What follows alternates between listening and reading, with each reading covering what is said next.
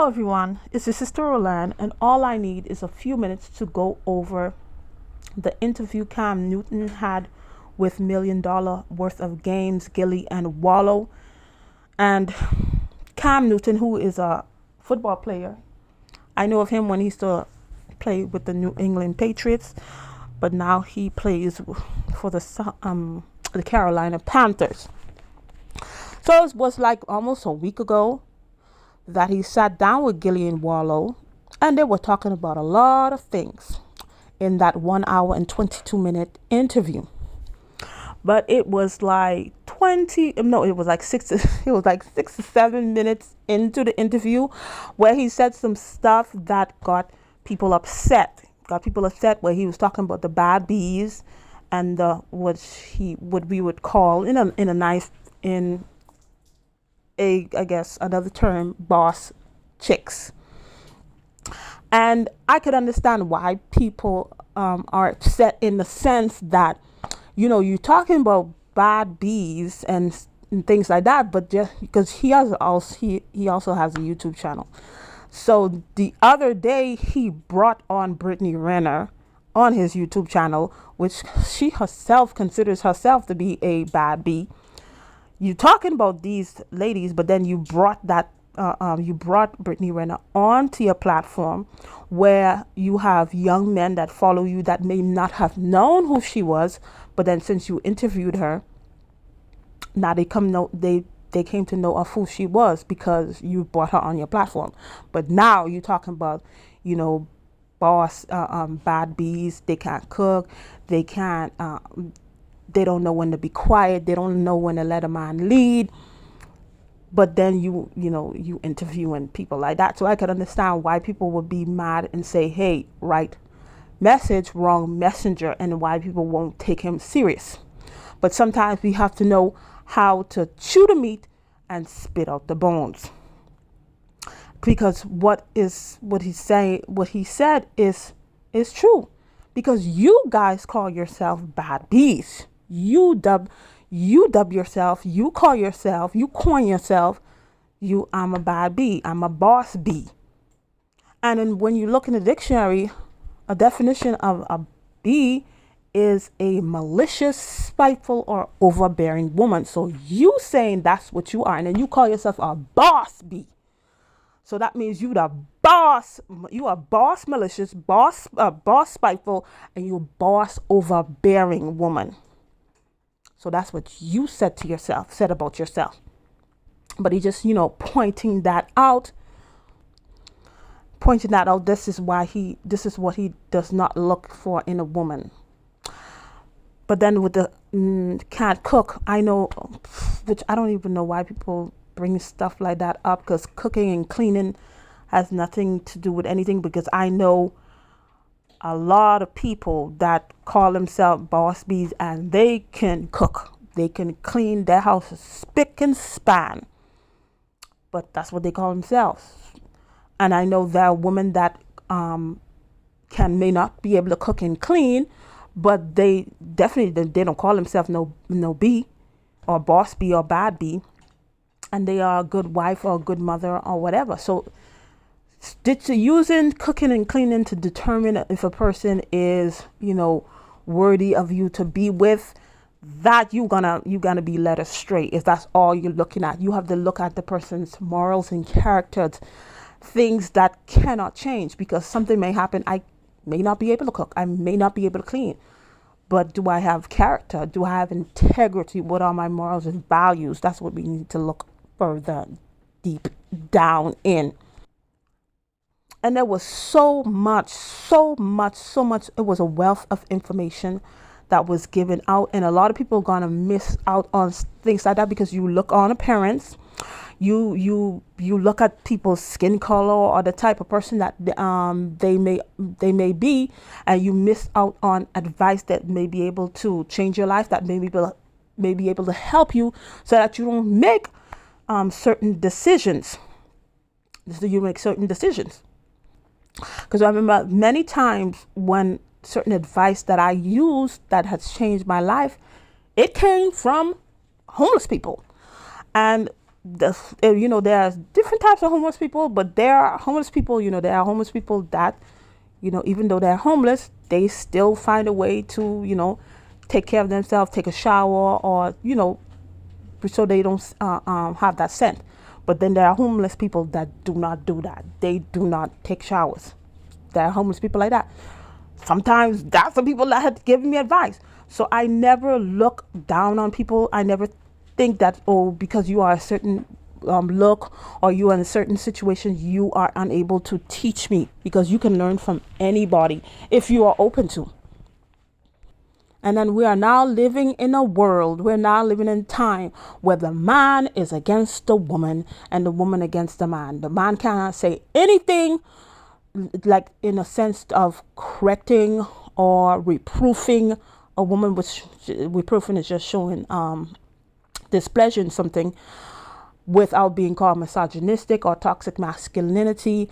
The woman cannot protest against the woman cannot say anything against the man without men coming and attacking her and say, you're not submissive, you are problematic and stuff. So now both of you guys are at odds against each other. Nobody's learning anything, because you see, the man sees the woman as the enemy, the woman sees the man as the enemy.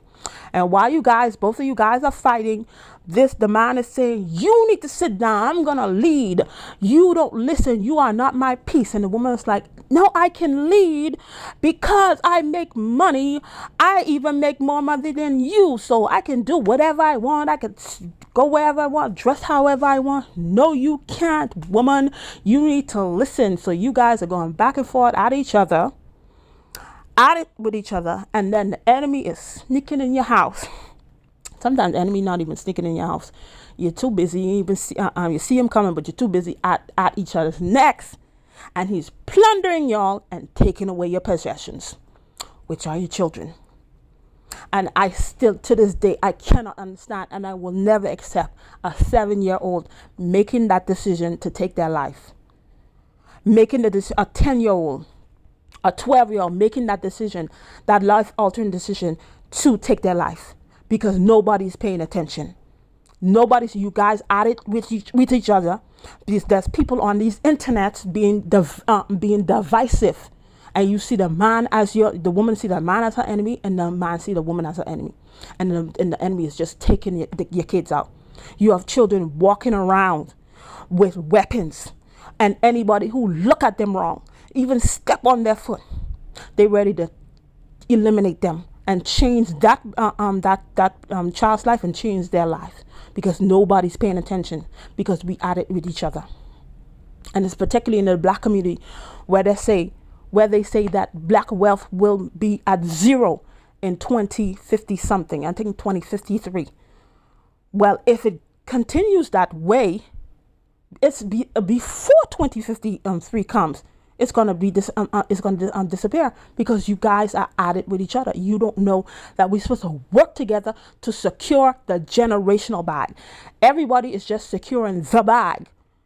The woman's securing her bag. The man is securing his bag. Nobody's securing the generational bag. Nobody's caring about the kids.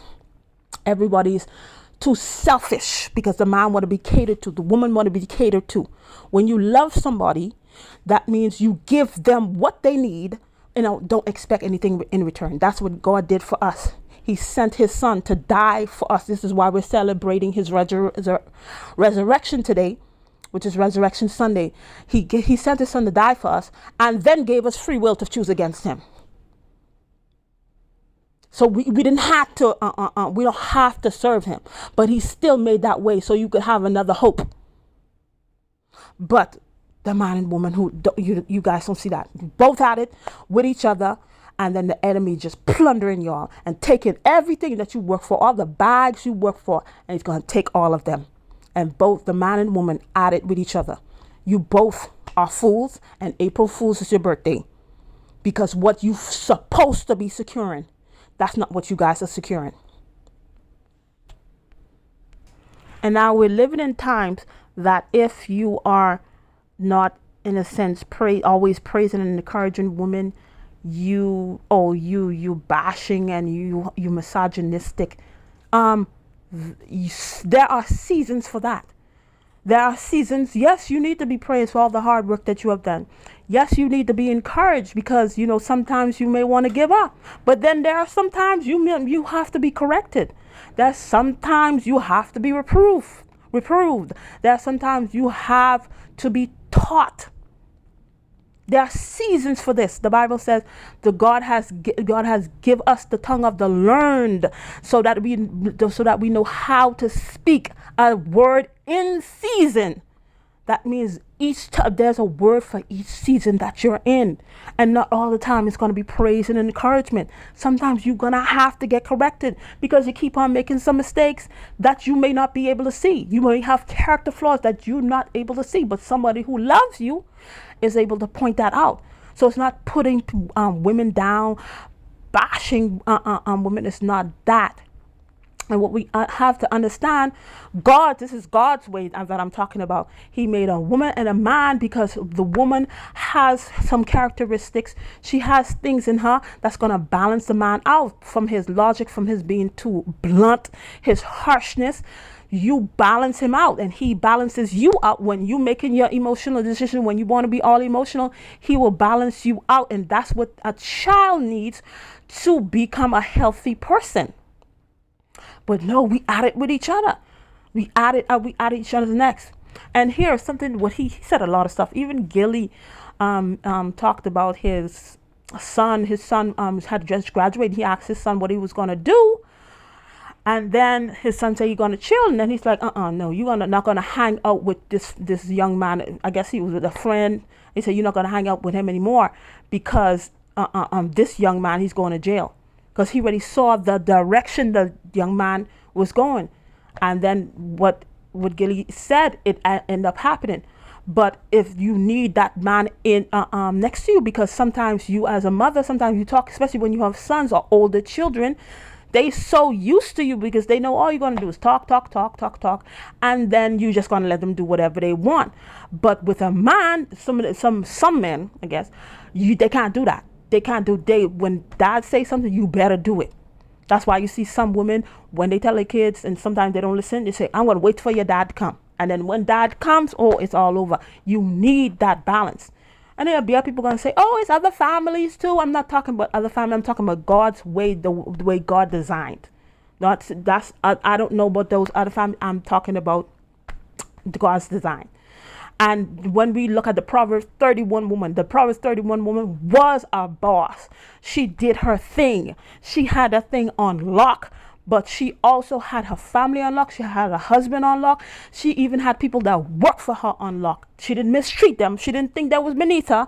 She didn't think that was better. She took care of what she had to take to and she had several things going on. The Proverbs 31 woman. That's what we're supposed to be. Because sometimes us women, we know how to make all kind of money. Know how to make all kind of money, make good food. But we women, we are the worst mothers. We are not good partners. And we have to stop that. We have to get out of that. Parents all the time, that's a part of our organization, Cam Newton 7v7. And I always tell them, we need parents to start being parents. Yeah. And not homeboys. And not homeboys like a motherfucker. So you heard what he just said. We parents have to be parents. You are not your child's homegirl or homeboy. We need to come together. We need to know that we are one, and we need to raise these children. And we need to secure the generational bag, and we need to give our kids a head start or a hand up. Not give them what you didn't have, but a head start or a hand up, and implement inside of them a work ethic. That means you still got to work. Yes, I'm going to give you a head start. I'm going to give you a hand up, but you're still going to have to work so you could appreciate what you were given. Because if I give you everything that I didn't have, you're not going to be appreciative. You may turn ungrateful. You may turn lazy. You may turn entitled. So when are we going to put our heads together? And then this thing that's looming, say black wealth is going to be at zero. So we come together and work together. That means if a man is correcting you, if your husband, whoever it may be, is correcting you, is because he's correcting you in love. I know some of them they correcting you from hurt and pain and thing. But when you're gonna know when somebody is for you, when somebody's correcting you in love, you don't feel condemned, you don't feel hopeless, you don't feel like, oh my goodness, I can't. That's when you know where the person is speaking from. You see, wow, yeah, I really need to change my life for real. I need to do better. You may choose not to do it, but you don't feel that condemnation. You don't feel that condemnation when that person is speaking from a place of love, and they're speaking because they want you to do better. Okay, that's why God from Cam Newton, he wants to see better. And he said, it was so much things that he said, the interactions that he had with children. But then 6 to 7 minutes into the interview, you all just ran with that and got upset because of what he said. And then you missed out on so much meat for your life that could help you with your children. This is what we need to ask ourselves. Woman, who has put you against the man? Who has made you think that the man is your enemy? Man, who has put the woman against you? Who has made you think, who put in your mind that the woman is your enemy? Thank you for watching, and I'll see you in another video. Bye.